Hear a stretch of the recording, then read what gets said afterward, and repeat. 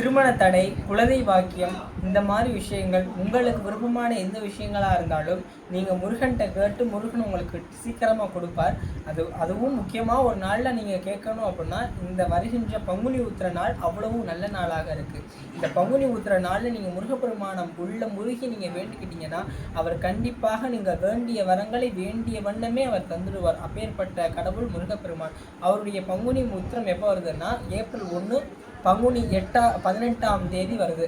இந்த பங்குனி 18 நம்ம அவருக்கு விரதங்கிறது ஏகப்பட்ட முறையாக விரதம் இருக்கலாம். நீங்கள் காலையிலேருந்து உபவாசமாக இருந்து சாயங்காலம் 6 மணிக்கு மேலே நீங்கள் விரதத்தை பூர்த்தி செய்யறதுனால இருந்துக்கலாம்.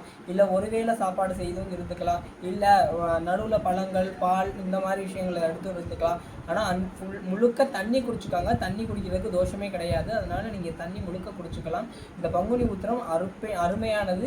இந்த நாளில் தான் தெய்வானையே எம்பெருமான் கல்யாணம் செய்தார்.